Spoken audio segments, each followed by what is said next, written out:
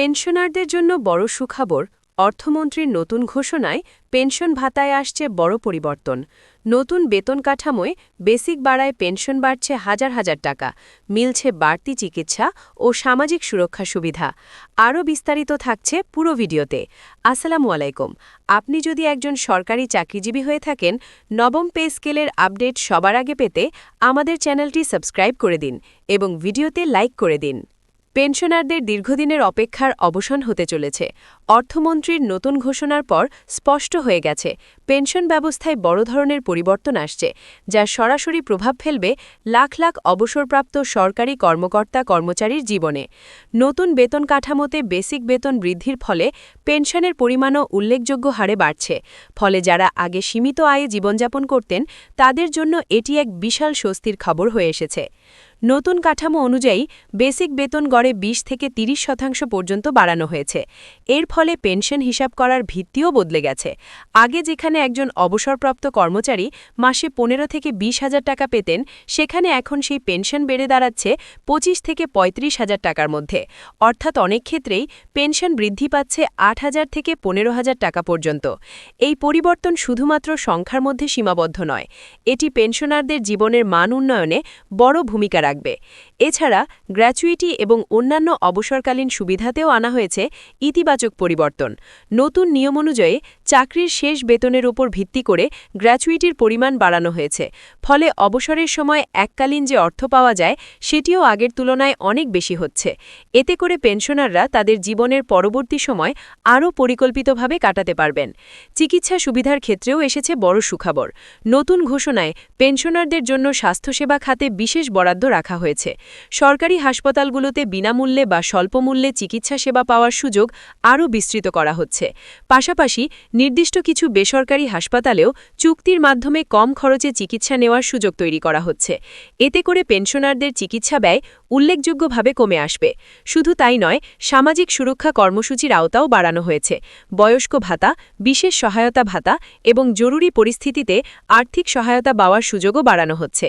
যারা দীর্ঘদিন সরকারি সেবা দিয়েছেন, তাদের জন্য এই উদ্যোগগুলো এক ধরনের সম্মাননা হিসেবেও বিবেচিত হচ্ছে। পেনশন ব্যবস্থাকে আরও স্বচ্ছ ও সহজ করতে ডিজিটাল ব্যবস্থাও চালু করা হচ্ছে।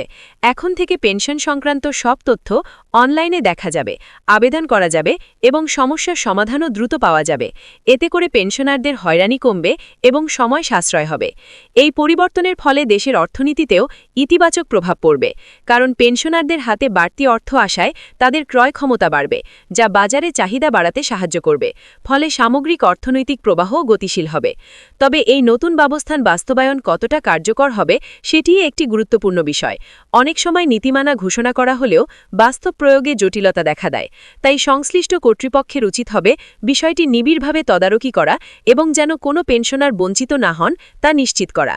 পেনশনারদের সংগঠনগুলো ইতোমধ্যেই এই ঘোষণাকে স্বাগত জানিয়েছে। তারা বলছেন, দীর্ঘদিন ধরে যে দাবি জানিয়ে আসা হচ্ছিল, অবশেষে তা বাস্তবায়নের পথে। তবে তারা আরও কিছু দাবি সামনে এনেছেন, যেমন পেনশন হার আরও বাড়ানো, নিয়মিত সমন্বয় করা এবং মূল্যস্ফীতির সাথে সামঞ্জস্য রেখে পেনশন বৃদ্ধি করা।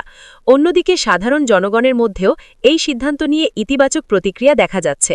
অনেকেই মনে করছেন, যারা সারা জীবন দেশের জন্য কাজ করেছেন, তাদের জন্য এই ধরনের উদ্যোগ নেওয়া অত্যন্ত প্রয়োজনীয়। এই পরিবর্তনের ফলে পেনশনারদের জীবনযাত্রায় কী ধরনের পরিবর্তন আসবে, সেটিও এখন আলোচনার কেন্দ্রবিন্দুতে। বাড়তি আয় দিয়ে তারা আরও ভালোভাবে জীবনযাপন করতে পারবেন, পরিবারের জন্য বেশি খরচ করতে পারবেন এবং চিকিৎসা ও অন্যান্য প্রয়োজনীয় খাতে নিশ্চিন্ত থাকতে পারবেন। একই সাথে নতুন প্রজন্মের চাকরিজীবীদের জন্যও এটি একটি ইতিবাচক বার্তা বহন করছে। তারা বুঝতে পারছেন, ভবিষ্যতে অবসরের পর তাদের জন্যও একটি নিরাপদ ও সম্মানজনক জীবন নিশ্চিত করার চেষ্টা করা হচ্ছে। সব মিলিয়ে অর্থমন্ত্রীর এই ঘোষণা দেশের পেনশনারদের জন্য এক যুগান্তকারী পদক্ষেপ হিসেবে বিবেচিত হচ্ছে। এটি শুধু আর্থিক সুবিধা বাড়ানোর বিষয় নয়, বরং একটি মানবিক দৃষ্টিভঙ্গির প্রতিফলন, যেখানে অবসরপ্রাপ্ত নাগরিকদের সম্মান ও নিরাপত্তাকে গুরুত্ব দেওয়া হয়েছে।